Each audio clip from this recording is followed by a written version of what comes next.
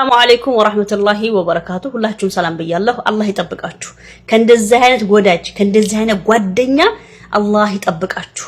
ጃፈርን ታቆታላችሁ። ኮሜዲያን ጃፈር ሶሻል ሚዲያ ፌመስ የሆነ ልጅ፣ በጣም ሳቂታ ተጽዕኖ ፈጣሪ የነበረ ልጅ ነበረ። በተለይ ደግሞ አውሮፓ የሚሻገሩ ወንድሞችን ቤቱ እየወሰደ ሰፖርት የሚያደርግ የሚንከባከብ ልጅ ነበርና ዛሬ ያለበት ሁኔታ በጣም የሚያስፈራ ነው። ታመሜ ነበር 7 ጊዜ ሐኪም ቤት ይጃለው ተመርምር ያለው በምርመራ ምንም በሽታ ያልተገኘም ሆዴ ውስጥ የሆነ ነገር አለ እያለ ነው። በዚህ ዘመን ሲህር የሚባለው ነገር ሐቂቃ በጣም አስፈርቷል።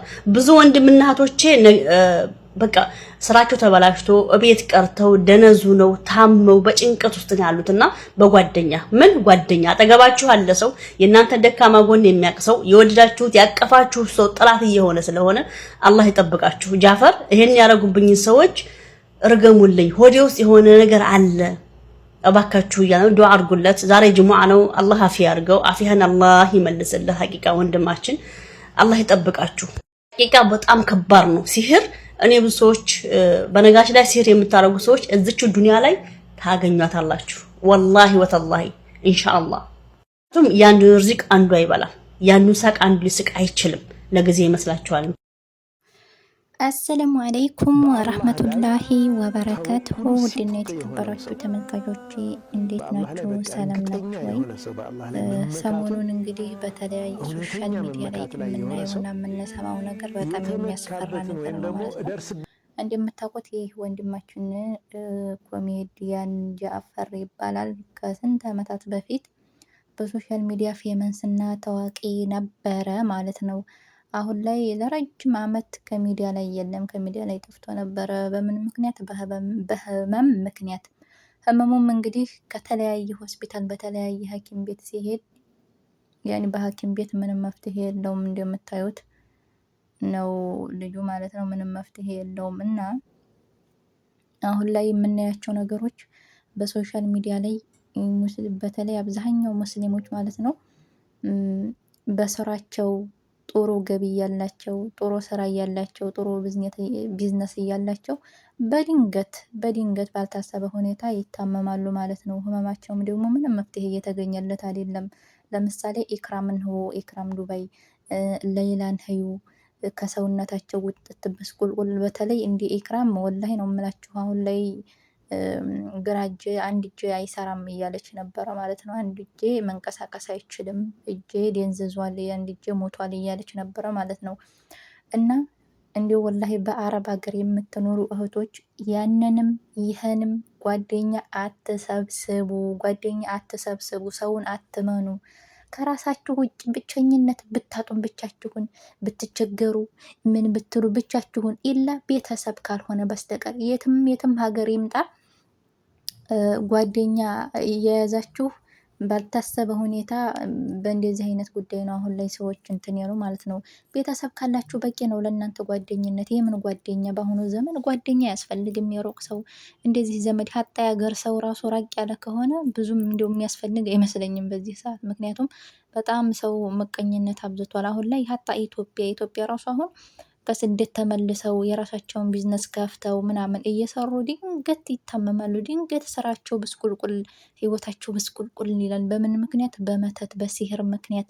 ይሄ ሲህር መተት የሚለው ነገር ደግሞ አለ፣ ግን ለሙስሊሞች ሲህር መተት አለ ይታወቃል። ከዛ ደግሞ መሻሪያው ደግሞ ቁርአን አለ። በቁርአን የሲህር ቁርአን ሩቃ በሱ ያኔ አላህ አንድን በሽታ ወደ ሰው ልጆች ሲያመጣ መፍትሄም አለው መድኃኒትም አለው። እና አንዳንድ ሰዎች ባለፈው የሌላን ቪዲዮ ፖስት ብዙ ሰው አይቶታል። ሲህር ምንድን ነው? መተት ሲህር ምንድን ነው እያላችሁ ነበረ። ያኔ መተት ሌላ እምነት ተከታይ ምንድን ነው የሚባለው? መተት ይሉታል። በእስልምና ደግሞ ሲህር ነው። የሲህር መድኃኒት ደግሞ ሩቃ ነው። ቁርአን የተለያዩ የቁርአን አያቶች ተመርጠው አለ እሱ ሩቃ ይደረጋል። በሱ ለምሳሌ እንደ ዘምዘም ውሃ፣ ጥቁር ተምር፣ እንደ ምንድን ነው የሚባለው ሀባ ሶዳ፣ እነዚህ ነገሮች ተቀምመው በዚህ አይነት ብቻ የሲህር መድኃኒት አለ በእስልምናም።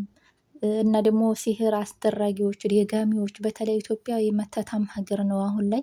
እና እንዲሁ በአረብ ሀገር የምትገኙ የመዳም ቅመሞች የምታውቁትንም የማታውቁትንም ጓደኛ አተያዙ። እለ ቤተሰብ ካልሆነ በስተቀር ያንንም ይሄንም ጓደኛ ቤታቸው እያስገባቸው። አንዳንድ ሰዎች እኮ በስናቸው አታያቸውም፣ ቤታቸው ማንንም ሰው አይጋብዙም። ለምን? በቃ ዘመኑ ከፍቷል።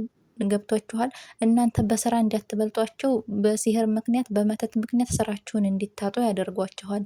ታማችሁ ህይወታችሁ ምስቁልቁል እንዲል ያደርጓችኋል። ከሰውነት እንዲትወጡ ያደርጓችኋል። በየሀገራችን ራሱ አሁን በየስራ ቦታቸው እንደዚህ እየተደረገባቸው ስራቸው ህይወታቸው እየተበላሸ ያሉ ብዙ ልጆች አሉ እና በአሁኑ ሰዓት ላይ እንደው ሱብሃንአላህ በጣም እየከፋ ዘመን ነው እና ይሄ ወንድማችንም በጣም ነው የሚያሳዝነው። እንግዲህ አላህ ይሽፊ፣ ሌላ ምን ይባላል? አረብ ሀገርም አለ በነገራችን ላይ እንዳትሸወዱ። አረቦችም ያውቃሉ ይሄን ነገር ያስደርጋሉ። ይሄ ሲህር መተት ያስደርጋሉ። እና እኔ ከአሁን በፊት አንዲት እህቴ በአሰሪዋ እንደዚህ መተት ተደርጎባት እኔ ነበርኩ ሩቃ ቤት መወስዲያት ምናምን ወላሂ አይቻለሁ። እና በጣም በጣም በጣም ነበር የምታሳዝነው። ወዲህ ስንት አመት ተሰቃይታ እጇ ቆዳዋ ተላለጦ ጥፍሯ ሳይቀር እንትን ብሎ ወልቆ በቃ እጇ ለስንት አመታት ወደ አመት ከምናምን ሁለት እጇ ራሱ መስራት አይችልም ነበር። ለምን? አሰሪዎቿ መተት አድርገውባት። ሪያር እንትና ማን ነው የሚባለው ደማም የሚባል ሀገር ነበር የምትሰራው እና እኔ ቆየሁ ሩቃ ቤት የምወስዳት ሼህ ቃሪ ጋራ እዛ ሩቃ ሲገራባት እንዴት እንደምትሆን ነበረ።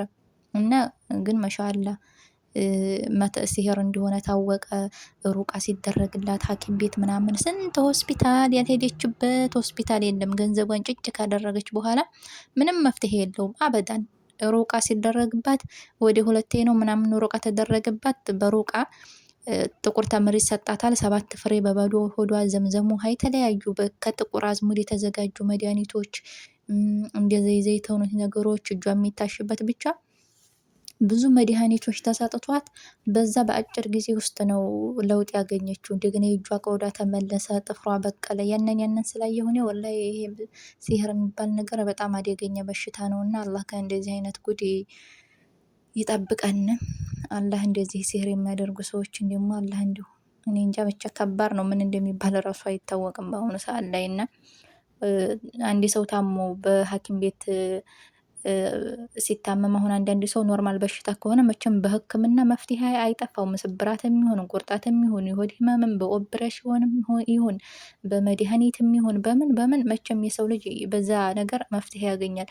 ይህ ሲህር የሚባለው ነገር ግን ለረጅም ዓመታት ሐኪም ቤት እየሄዱ ገንዘብ ንብረታቸውን እየጨረሱ ምንም መፍትሄ አይገኝላቸውም እና ሩቃ ሲደረግላቸው በዛ ልክ ብዙ ሰዎች ይሻላቸዋል። ሩቃ ሲደረግባቸው መድኃኒቱን ሲወስዱ እንደ ዘምዘም ውሃ፣ እንደ ታምር አይነቶች ምናምን ያኔ ሩቃ የተደረገባቸው ነገሮች እነዚህን ሲወስዱ የተወሰነ ለውጥ ያገኛሉ። ያው እና ቤተሰብ ይህንን ይመስላል።